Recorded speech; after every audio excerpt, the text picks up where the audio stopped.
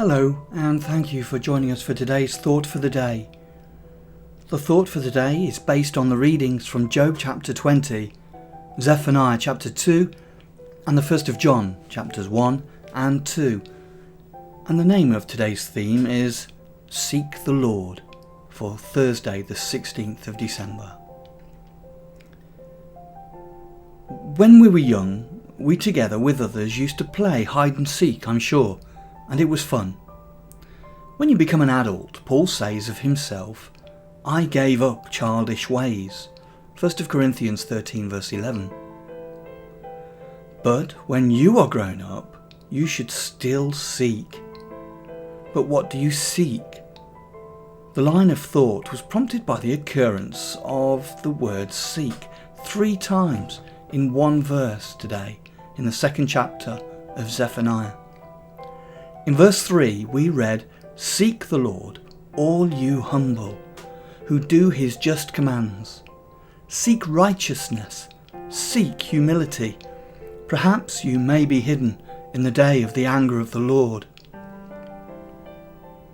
The various scriptures that describe the ultimate day when the Creator makes plain to the world that he does exist, they will see. And they will see that his anger is utterly awesome. We saw in yesterday's reading in Peter his warning of God's ultimate punishment on our totally godless world. Zephaniah has a similar message, warnings which had their first fulfilment when Israel's kingdom came to an end. Then Zephaniah looked further into the future. God told him there would ultimately come a day of wrath, a day of distress and a day of anguish. He says, I will bring distress on mankind so that they shall walk like the blind, because they have sinned against the Lord. In the fire of his jealousy, all the earth shall be consumed. Chapter 1 verse 15, 17 and 18. God makes us and all the world, and when his creation continuously ceases to acknowledge that he exists, there is every reason for his anger. But those who seek the Lord and his righteousness can hope for protection in the day of the Lord's anger. We remember how Jesus said, the angels will gather his elect. Heaven and earth will pass away, but my words will not pass away. Matthew 24 verses 31 to 35. The heavens and the earth referred to here are the present set-up of godless human rulers and the godless people who are ruled over. So very few seek the Lord today.